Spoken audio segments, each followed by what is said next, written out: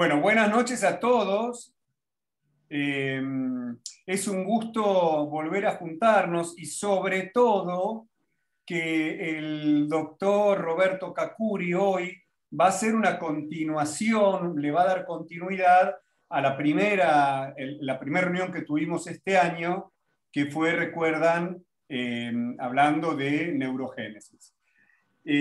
Seguramente muchos de ustedes conocen al doctor Roberto Cacuri, pero no obstante lo cual, me voy a sentir muy contento de presentarlo. En primer lugar, yo lo quiero presentar como una gran persona, un amigo de hace años. Hemos trabajado, Roberto, si mal no recuerdo, en la década del 80 juntos. Del 80.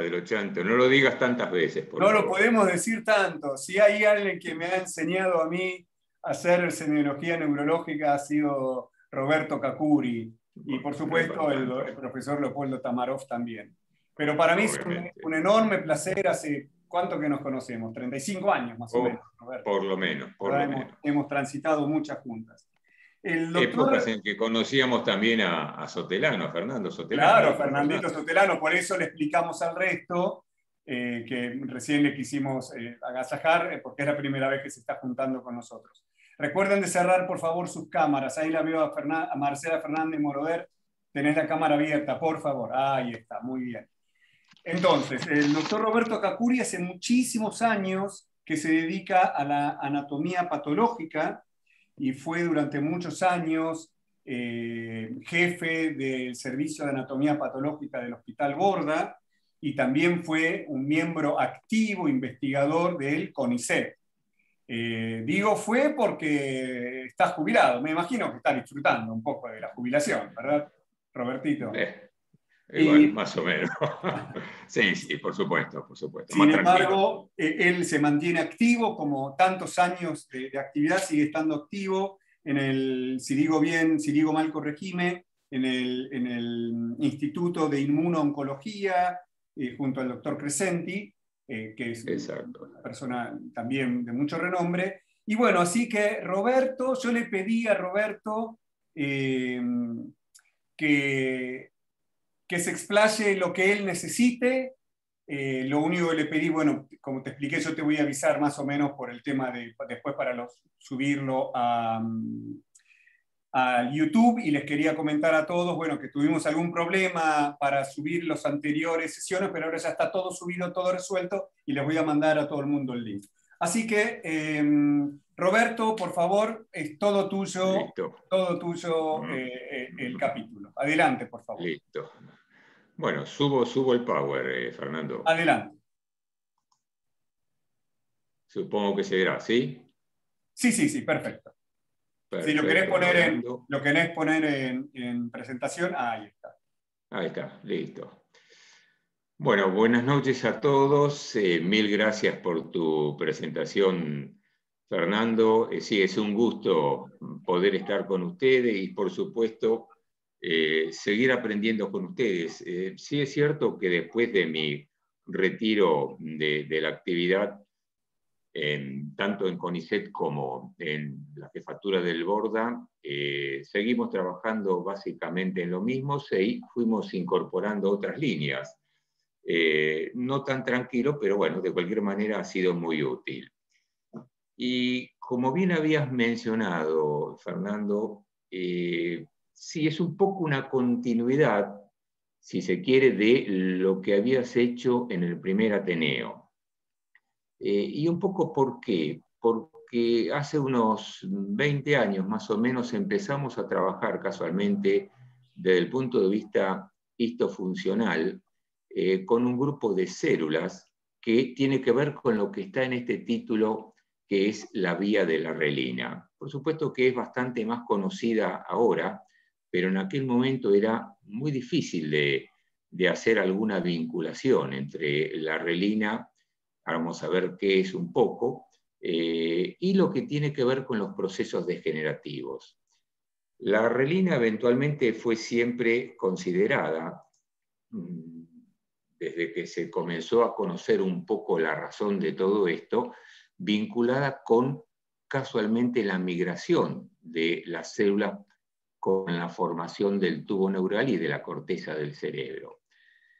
Esto que ustedes ven móvil, que es algo que encontré en un momento y me fue muy útil porque cada uno, desde el momento de la fertilización hasta que se produce el nacimiento, pudimos seguir cuál es la evolución de todo el sistema nervioso e incluso del resto del organismo, y nos sirvió muchísimo desde el punto de vista, digamos, docente, para poder ir viendo en qué momento del periodo del desarrollo teníamos un avance en el neurodesarrollo o lo que es la evolución del resto del organismo. Y después hay algo que es sumamente importante, que también habías hecho mención vez pasada, Fernando, y habías referido a la región del bulbo olfatorio y que Cristofredo Jacob había mencionado como la entrada a una parte tan importante como es el sistema límbico.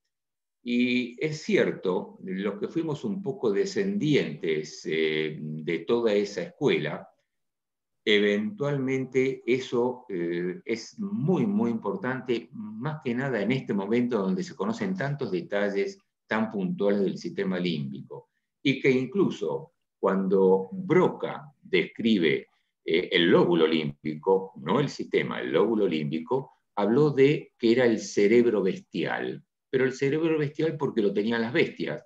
A través del olfato estaba la alimentación, el apareo, el reconocimiento de la pareja, o sea, era lo más instintivo. Y casualmente lo tomó mucho ese concepto Jacob y desarrolló realmente toda una línea de trabajo que hemos intentado mantener en estos años, a pesar de que esto tiene mucho más actualizado. ¿Qué es lo que tenemos acá? Y vamos a vincularlo después con esta vía de la reelina y cómo la reelina o el reeling tiene que ver y se relaciona con los procesos neurodegenerativos. Esto tiene aproximadamente entre 2 y 3 años que se ha iniciado. Si bien desde antes empezaron los trabajos, la confirmación es bastante reciente. Nosotros nos hemos quedado un poquito detenidos con el problema de la pandemia y por razones económicas estemos un poco bloqueados. Confiamos en que vamos a poder seguir continuando la investigación. ¿Qué es lo que tenemos acá? Acá arriba es un embrión humano, esto es de rata. En el embrión humano está hecho con una microscopía electrónica de barrido, por lo cual se ve en 3 dimensiones todo el embrión y muy bien lo que se relaciona con el tubo neural. Este rectangulito amarillo corresponde a esto que tenemos acá. Y prácticamente lo que has mencionado vez pasada, Fernando, esa neurogénesis se produce en esta región donde están las células madres que van a dar origen a todos los neuroblastos en el momento del desarrollo intrauterino, en el periodo embrionario, y seguramente también posterior, o sea, ya en la vida adulta. Esto no se conocía hasta que surgieron estos trabajos, pero no se conocían lo que vamos a charlar ahora en este momento. Esto sí, por supuesto, se conocía de cómo era la migración de un blasto desde el epitelio ventricular para formar la corteza. Es decir, la corticogénesis, la formación de la corteza del cerebro, depende de la neurogénesis. Y esa neurogénesis sigue, lo que vemos acá, a la izquierda en color rojo, los distintos pasos muy complejos, muy complicados, pero que es necesario seguirlos para entender cómo se conforma una corteza cerebral y cómo se va degradando en las enfermedades. Si algo nos han enseñado todos estos maestros, es casualmente todo lo que sea lo inicial es necesario conocerlo para interpretar entonces las enfermedades. De ahí nuestro interés de seguir estudiando los cerebros en desarrollo. Y les diría que en el viejo hospital de clínicas y en el hospital Moyano se hicieron los primeros trabajos en el mundo sobre el desarrollo embrionario. Esto es poco conocido por la gente más joven, que ya está más acostumbrada a ver trabajos de otros países, que son correctos, pero que vale la pena realmente tenerlo en cuenta. ¿Qué es lo que tenemos acá? Acá dice acá arriba neurogénesis y la misma lista de sistemas que van a ir conformando la corteza cerebral definitiva, la corticogénesis. Es decir, estos pasos están determinados por una serie de moléculas que cada una va a tener una participación especial. Y de ellas, muchos de ellos son más conocidas, por ejemplo, el NMDA, un receptor tan importante para el glutamato, lo tenemos muy conocido, la neuroregulina, distintas neurotrofinas, el BDNF, el factor neurotrófico derivado del cerebro. Es decir, son más conocidos, pero las otras son decisivas en la formación de ¿qué cosa?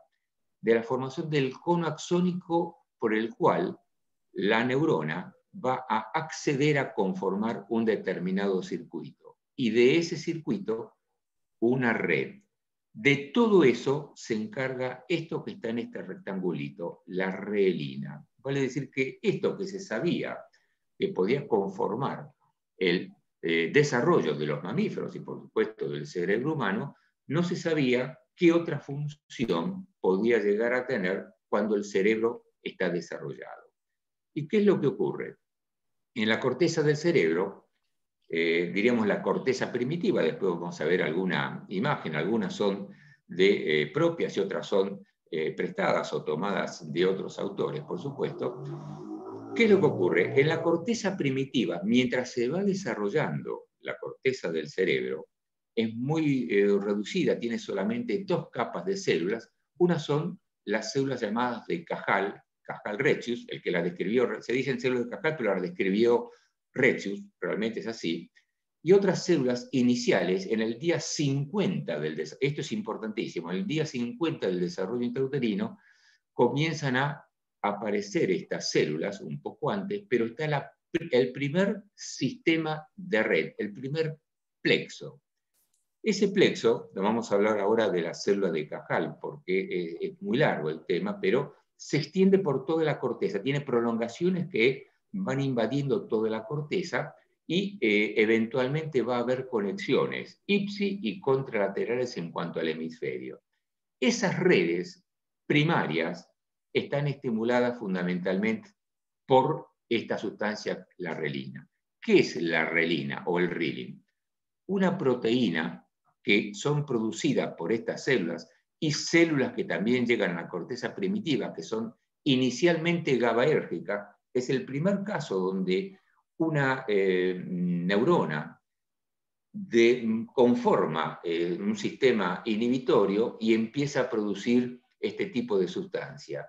Libera el rilin, una proteína medio grandota, con muchos aminoácidos, la elimina a la matriz extracelular y conjuntamente con varias neurotrofinas acceden, este triangulito mal hecho por mí, pero más o menos quiere significar las células piramidales que tienen que ir migrando a conformar las distintas capas de la corteza cerebral primitiva.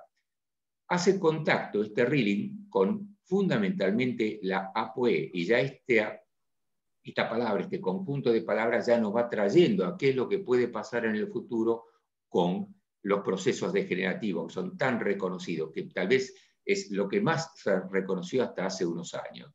Pero hay varios receptores en la cual la relina actúa como atracción quimotáctica y va a conformar las 5 o 6 capas más las capas distintas que presenta el hipocampo.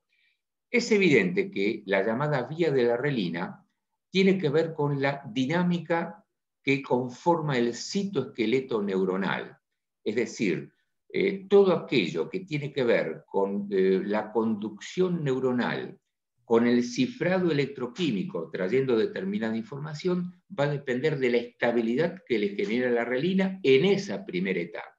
Pero, y acá viene lo interesante e importante, toda la corteza va a estar impregnada en estas primeras etapas por esta red, por lo cual va llegando también al hipocampo, a la región que tiene que ver con la corteza entorrinal, la corteza piriforme. Entonces quiere decir que va a haber una invasión de esta estructura y que le va a dar la vitalidad que nosotros conocemos.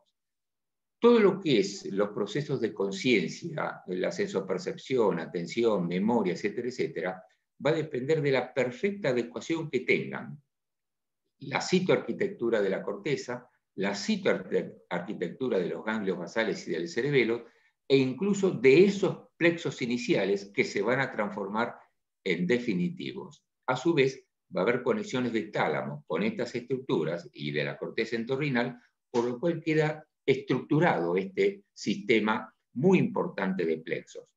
Ahora, ¿qué ocurre? Estas células de Cajal, con el tiempo, cuando nace el individuo o nace el mamífero, se pierden, desaparecen. ¿Y qué ocurrió con la relina? Se vio que había relina en el resto del cerebro, pero no se le daba la mayor trascendencia. ¿Qué es lo que quiere significar todo esto? Lo siguiente. La relina se vio que, y esto nos llevó los últimos 7, 8 años últimos, y ya visto por otras personas, por supuesto, otros investigadores, la relina vuelve a aparecer en individuos con trastornos neurodegenerativos, sea Alzheimer o los otros tipos de degeneraciones a nivel del sistema nervioso, e incluso en los esquizofrénicos. Y vuelven a aparecer después de nacido, cuando podemos estudiar el cerebro, estas células. No se sabe muy bien cómo es todo esto, cómo entran en la apoptosis o se modifican y se transforman en otras células, y por qué vuelven a aparecer después, y por qué vuelven a producir relina. Esto no se conoce muy bien, pero sí se supo lo siguiente.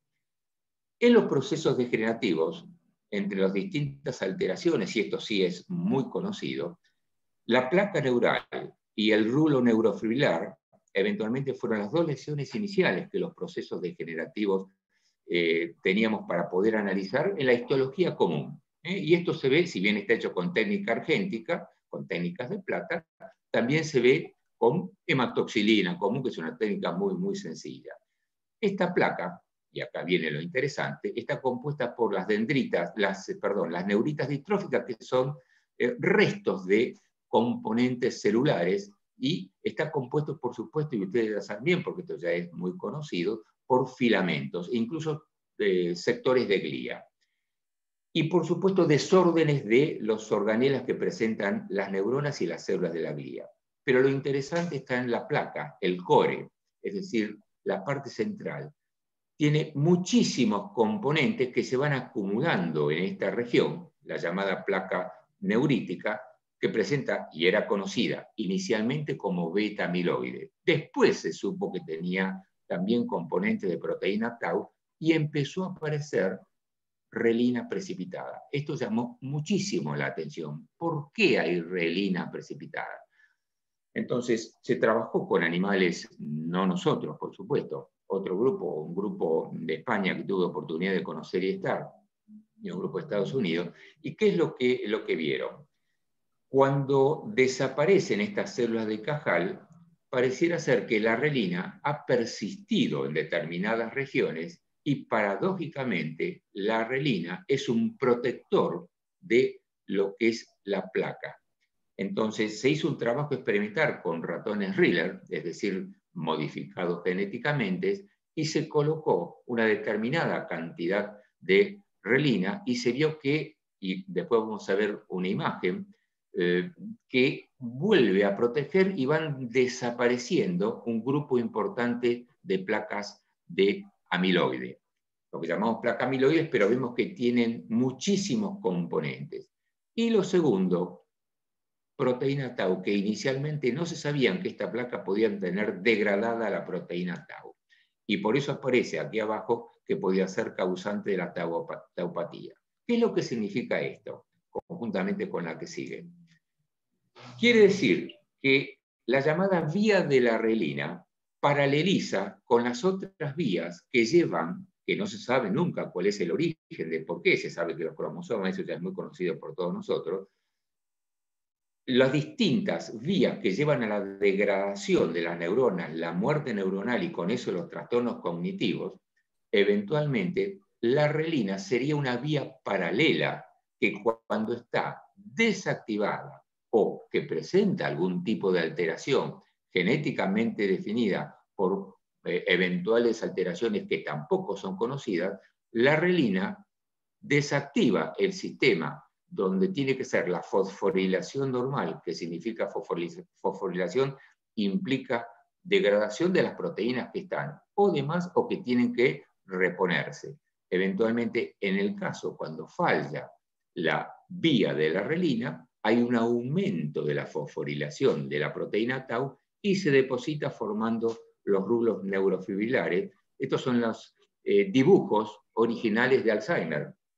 O sea, los distintos dibujos de acuerdo a la posición. Y esto es una de nuestro laboratorio con simple hematoxilina. Se ven muy bien. Por supuesto que estas están hechas, son dibujos pero hechos con técnicas argénticas, por lo cual se ve con muchísima más perfección. Y acá tenemos la imagen de la relina, la imagen de la proteína. Una proteína compleja y muy interesante. Entonces, ¿qué es lo que pasa?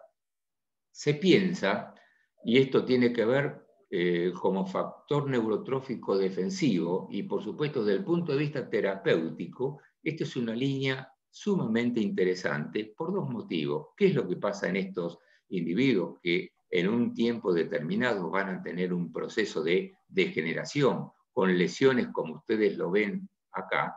Estas son lesiones, esta con hematoxilina común, esto es una mezcla combinada donde se pueden ver perfectamente las placas. O sea, queda un preparado que nosotros llamamos preparado sucio, porque está como desorganizado. Si lo comparamos con esto, es una corteza del lóbulo temporal normal, prolijito, ordenado, cada sistematizada la corteza.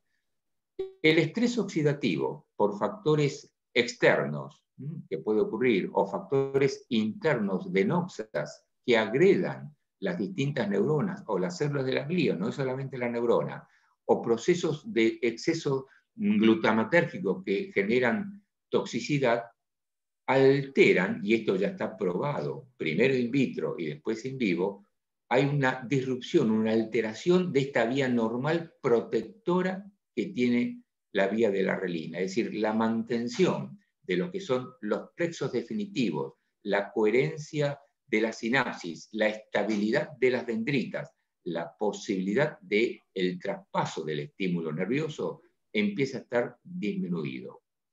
En un contacto sináptico trabajan 1700 proteínas para que pueda pasar un neurotransmisor, requieren la activación y movimiento de 1700 proteínas. No es poca cosa.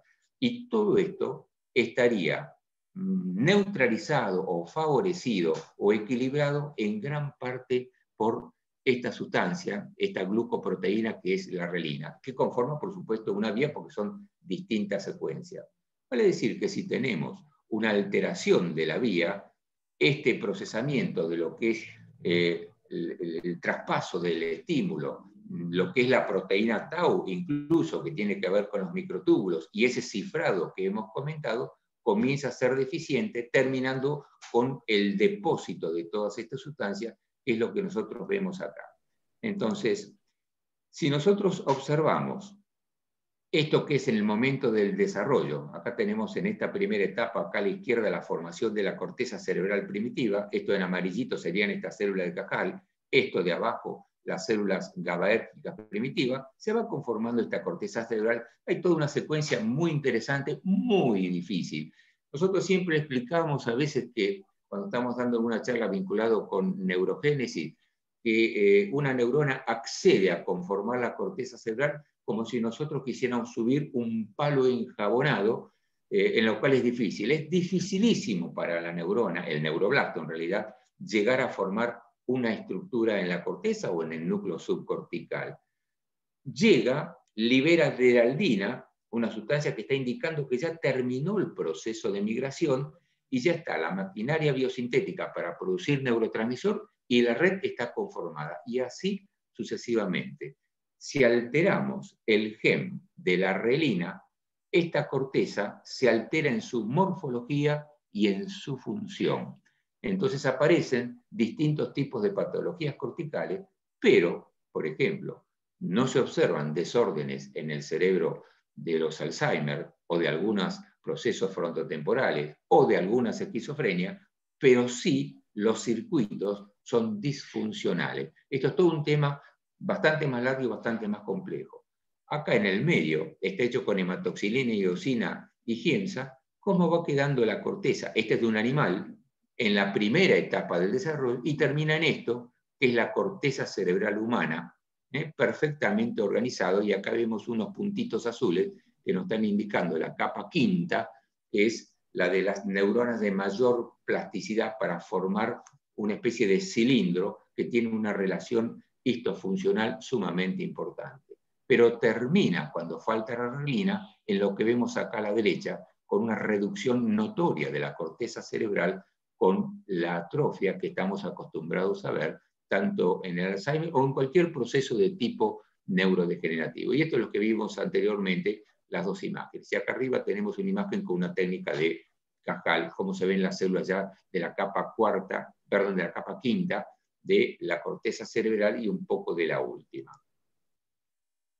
A manera de conclusión, nos lleva a las bases fisiopatológicas, y tal vez sea lo más interesante de esta vía, que se está intentando estudiar muchísimo desde el punto de vista que puede ser un fenómeno protector. No hay medicamentos que puedan producir relina e introducirlas en el organismo. Mucho de esto se ha hecho o in vitro, y les puedo asegurar que hay cosas muy interesantes que van apareciendo de protección, y en los animales Riller, que van mejorando sustancialmente los procesos de la memoria y el aprendizaje una vez que se va incorporando distintos niveles de Rilling que se le van incorporando una vez que se le produce la lesión a nivel del gen. Desde el punto de vista fisiopatológico, podemos considerar, y por eso les digo que también es como una especie de conclusión de toda esta vía de la relina, que la pérdida de, esto significa la R siempre relina, aumenta la fosforilación hasta que se transforma en una hiperfosforilación cuando falta la relina. Esto no se sabía. Y hay un depósito dentro de la célula, que es el famoso rulo neurofibrilar, y que se ve tanto en la neurona como en la glía. Cuando Alzheimer lo describió inicialmente en la neurona, pero después con técnicas un poco más precisas se vio en la glía. Esta fosforilación atípica, ya saben, perfecto, esto es mucho más conocido, pero es consecuencia, en este caso, de la falta de la Relling. La estabilidad del citoesqueleto empieza a disminuir, la funcionalidad empieza a alterarse, y lo que se ha denominado sinaptoma o conectosinaptoma se destruye, o por lo menos se deteriora, y ya no hay más conducción y se van retrayendo la continuidad de los circuitos. Esa hiperfosforilación, obviamente, es imposible que esa célula viva, entonces es la muerte celular con la consecuente restitución por tejido fibroso, y va lentamente a la atrofia. Vale decir que la relina va a ser la segunda vía en la cual va a regular el péptido alfa-beta-amiloide, al igual que la proteína tau. Esto es un adelanto sumamente interesante. ¿Por qué? Porque nos pone ante nosotros la posibilidad, no les puedo decir, no hay elementos todavía para decir que pueda ser superado el proceso, pero es un arma a tener en cuenta y a seguir estudiando con la mayor efectividad posible. Entonces, esto, al favorecer la relina, todo lo que es el mecanismo vinculado con la relación con la sinapsis, si es posible y eficiente a nivel bioquímico reducir estos efectos histopatológicos, si de alguna manera podemos incorporar relina, o si podemos evitar de que la placa amiloide secuestre la relina. Por eso aparece relina depositada, degradada y ya sin funcionamiento. Entonces todo lo que va a cumplir la relina va a ser totalmente atípico.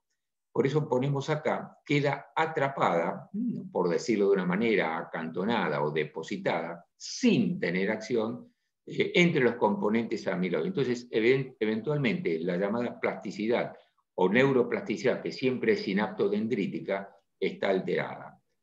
Por eso, lo que han hecho estos investigadores, y que queremos eventualmente replicar, si podemos llegar a hacerlo, que sea in vitro o in vivo, estos niveles de relina acoplados posterior a que se produce la alteración, los depósitos de placas amiloides, puede mejorar. Y lo tenemos en este ejemplo. Esto está hecho entre los 8 y 12 meses. Acá tenemos un ratón Riller, o sea que está modificado genéticamente, lleno de placas amiloides, y cómo va mejorando aproximadamente a las 12 semanas que se le va incorporando relina en forma externa. Por supuesto, un ratón Riller, o por lo menos con modificación genética, no es igual que el cerebro humano, no es igual. La distribución es mucho más aleatoria, no podemos decir que es absolutamente comparable una con otra, pero sí de que esto es un elemento a tener en cuenta muchísimo. Y lo segundo, algo que nos parece sumamente importante, ya desde el punto de vista de la imagenología, saber dónde están estas alteraciones, estas placas, estas alteraciones fibróticas, o por lo menos con degeneración, nos da una idea de cuál pueden ser, si hacemos un estudio muy parcelado a nivel, no ya del cerebro post-mortem, sino a nivel radiológico, cuáles son los sistemas fasciculares y de fibras que pueden tener que ver entonces con este tipo de alteración. O sea, podemos hacer una intuición de las fibras, los fascículos, los circuitos que se pueden estar alterados. Bueno, evidentemente esto es lo que quería comentarles. Es un poco así, abuelo de pájaro,